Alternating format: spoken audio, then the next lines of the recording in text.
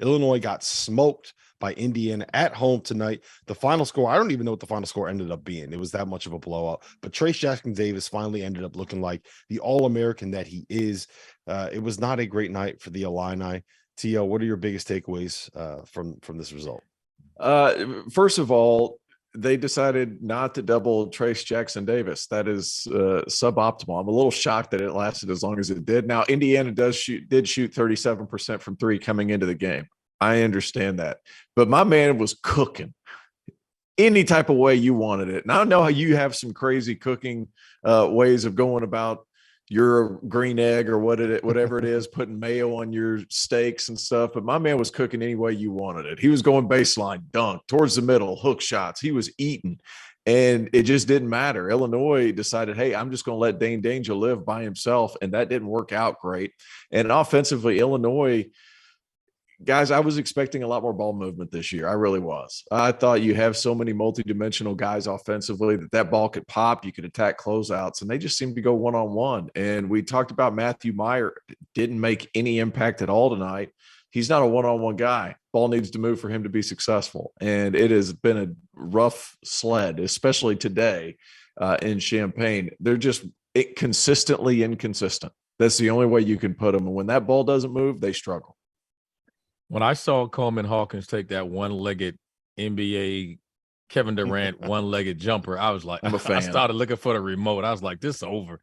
And it wasn't just a 35. It was a pretty 35. Like he was 15 for 17 at one point. I was like, they got to be coming soon. Somebody else got to beat you. And they didn't. And it was, like you said, I started looking for the remote after a while. Like this ain't going to end well.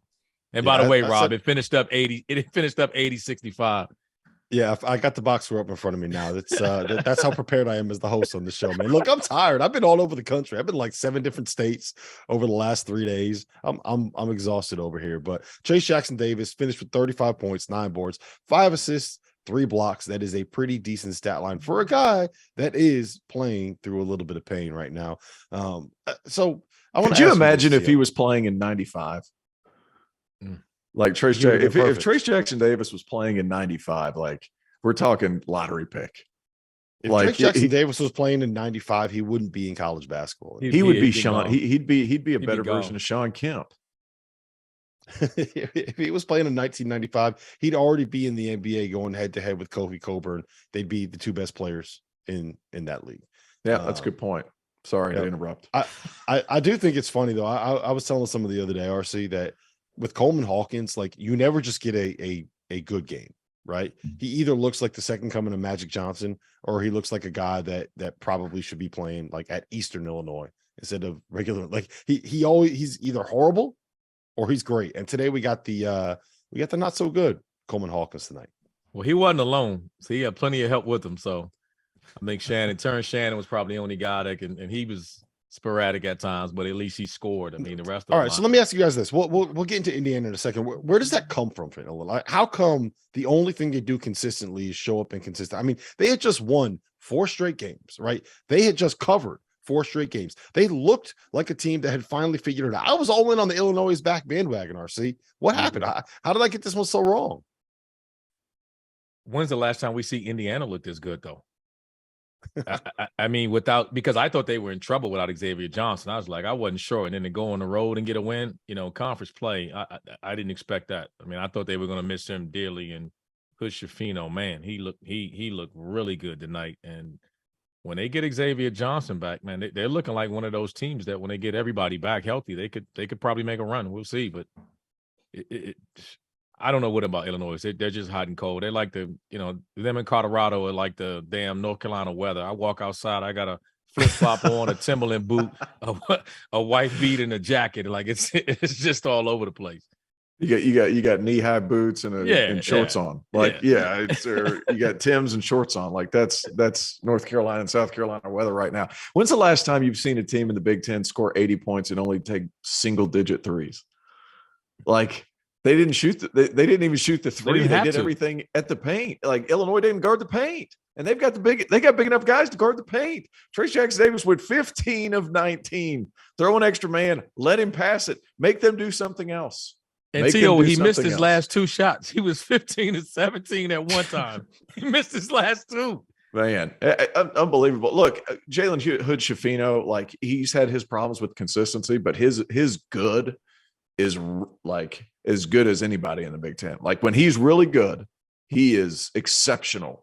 But it's those other times that he kind of flounders around out there. But I thought he was terrific tonight. But Illinois just doesn't move the ball. And they rely on a lot of one-on-one stuff. They're spaced out. They tried to do some weave stuff, and then Indiana just switched everything, and it ended up in another one-on-one possession. And it was just kind of it was kind of weird to watch. There was not a whole lot of rim pressure and not a whole lot of movement whenever somebody finally did get the ball in the last 8 seconds of the shot clock. So it was kind of a strange way of going about it. And whenever you run that spread offense with Underwood, like I was expecting, pinch post, maybe somewhere to Coleman Hawkins, some cutting action off of that. That really hasn't been the case. Terrence Shannon pretty much took off and tried to do his own thing. I will say this, there were bright spots, though. I thought Sincere Harris guarded his butt off. Like they had a couple of guys that really played. RJ Melendez was pretty good. Like they did some things. It's just you have to be able to guard an All-American guy, and you have to realize like, hey, Dane Danger, the guy calling the game, what's his name again? Stephen Bardo. Stephen Bardo goes, he's willing. I'm not sure he's able. And that was such a freaking good line. He goes, Dane Danger's willing. I'm not sure he's able. And he couldn't guard him. And nobody could guard him one-on-one. So send another guy at him, see what happens. My biggest takeaway with Indiana, one, Jalen Hood-Schifino has now scored in double figures in 9 straight games.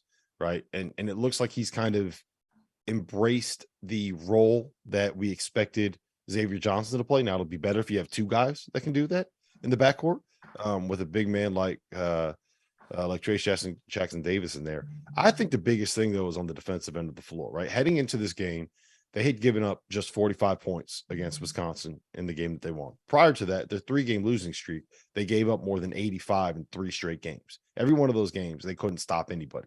And now in the last 2 games, they're averaging 55 allowed. That, to me, that's what changed. Indiana started getting some stops. And if you're going to be able to get some stops and you got an All-American like Trace Jackson Davis going nuts, like you are going to be a good basketball team. It doesn't matter what else you got. If you have an All-American going nuts and you're getting stops, you're going to be able to beat a lot of teams. Yep. Yeah, I agree. That's where I thought they were going to miss Xavier. I thought when he wants to dial in and be an on-ball defender, he can be a hell of an on-ball defender. And I just think we're just seeing Hood-Schifino grow up in front of us. I mean, you start getting to a February, you tell your freshmen, they're not freshmen anymore. They've been around long enough. They've been in here. They've been through the summers. It's like, look, you've seen it all now. Let's go take a step. And you start addressing them like they've been there a year, calling them sophomores. We started calling them around this time sophomores because it's like freshman year, it's over. Like let's turn the clock. And he just looks comfortable. And I think now without having Xavier Johnson there, the ball's in his hands. He gets to make mistakes now. I don't have to worry about that. He's played through that. He looks confident. He looked like he was ready to command the team tonight. He was impressive. Yeah, there's something to be said about being able to get reps where you can kind of mess up without having to be worried about, getting yanked out of the game. Listen.